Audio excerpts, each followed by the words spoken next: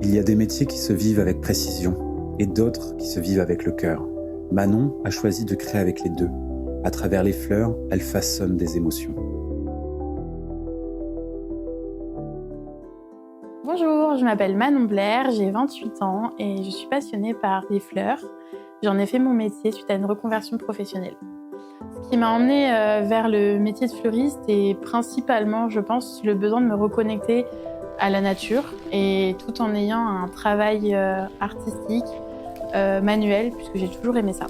La première émotion que les fleurs m'ont fait ressentir, je pense que ça remonte à mon enfance, quand j'offrais des fleurs à ma grand-mère et qu'elle aimait pas ça, parce qu'elle avait pas envie de s'en occuper, mais que je continuais quand même. Et en fait, je pense que l'émotion que ça me procure encore aujourd'hui, c'est l'amour, le partage, les petites attentions avec les gens qu'on aime.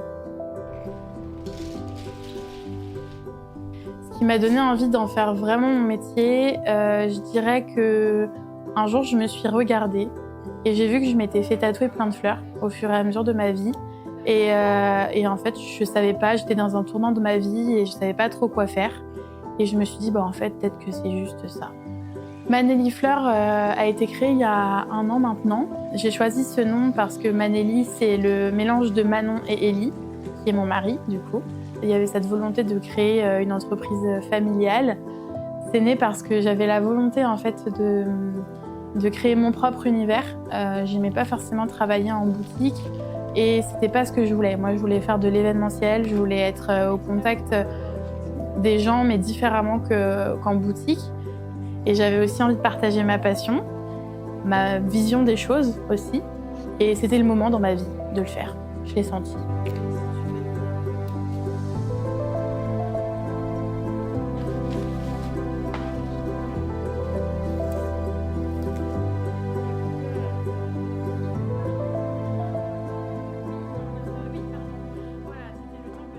En fait, je dirais que dans les mariages, tout m'émeut.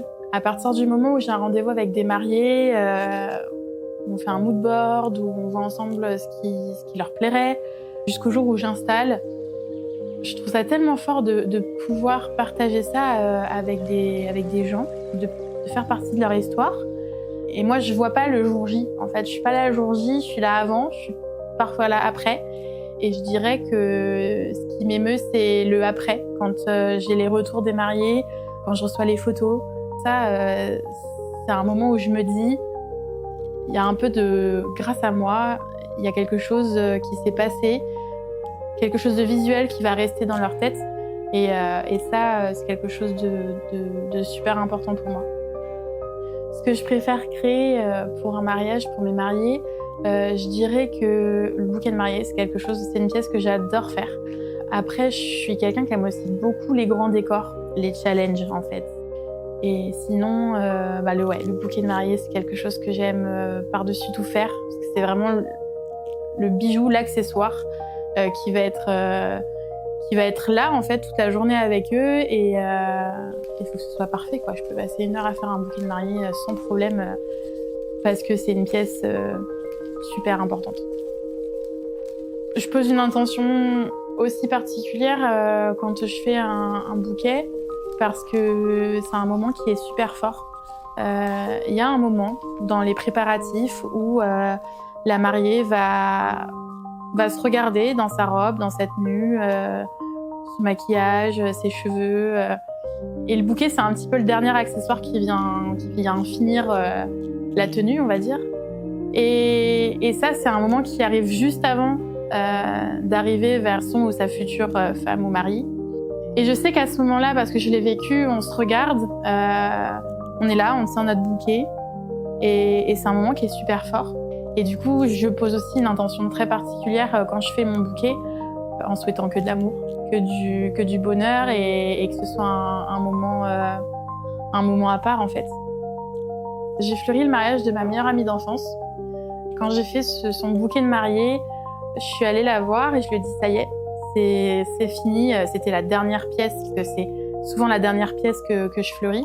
On était dans la cuisine du lieu et elle a fermé les yeux et puis je lui ai dit de les ouvrir quand le bouquet était devant elle. Et en fait, j'ai senti son émotion et c'était super fort. Et moi, forcément, ça m'a beaucoup touchée. On se connaît depuis qu'on a 3 ans. Et ça, c'est une anecdote vraiment que je garderai pour toujours. Parce que déjà, c'est à ce moment-là en fait que je me suis dit, ok, je peux faire ça, je peux me mettre à mon compte, j'en suis capable. Et voilà, ça a été le début de tout ce mariage. Et ça a été que de l'amour et que de l'émotion.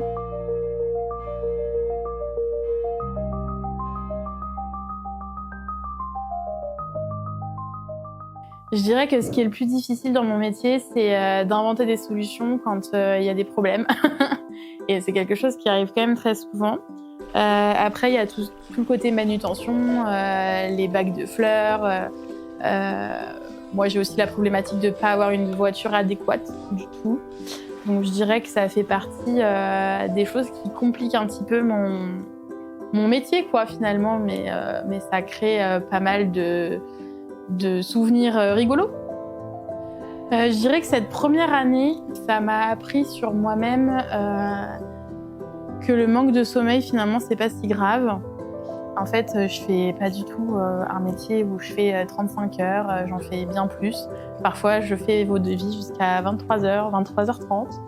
Et ça a le don d'énerver mon mari. Mais en fait, quand j'ai quelque chose en tête, j'ai besoin de le matérialiser et de l'écrire ou de faire quelque chose. Ça m'a appris la persévérance.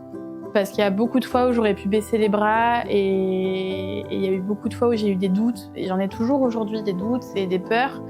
Mais je pense que ça m'a aussi permis de me dire ouais, c'est vraiment ce que je veux faire toute ma vie. On ne sait pas ce que demain... voilà, mais je sais que là, je suis à ma place. Je me sens ancrée dans ce que je fais. Je sens que c'est mes valeurs.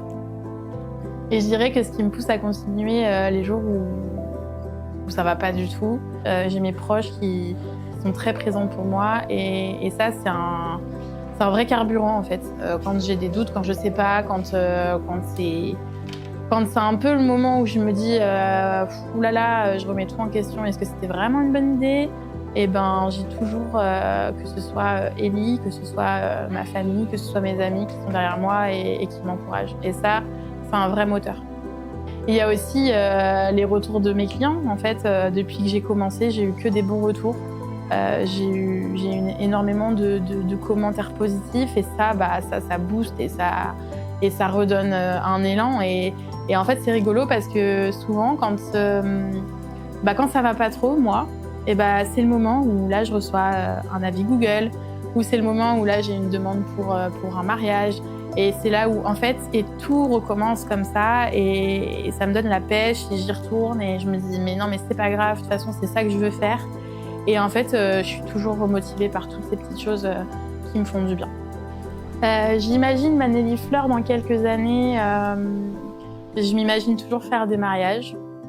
J'imagine en faire plus encore. Et j'aimerais beaucoup faire des grands décors pour... pourquoi pas des films pour le cinéma. Ça me plairait beaucoup. En tant que créatrice, moi, ce que j'aimerais énormément et ce qui commence à arriver aujourd'hui, c'est qu'on me choisisse pour mon travail et pas parce que je suis une fleuriste. Qu'on me dise, quoi qu'il arrive, je veux que ce soit vous qui fleurissiez mon mariage, qu'on me choisisse pour ma touche à moi, pour qui je suis, en fait, pour mon travail. Et pas juste parce que, voilà, on cherchait une fleuriste, on a vu qu'il y avait de la lumière. Voilà, ça c'est vraiment, je pense, l'aboutissement de mon travail.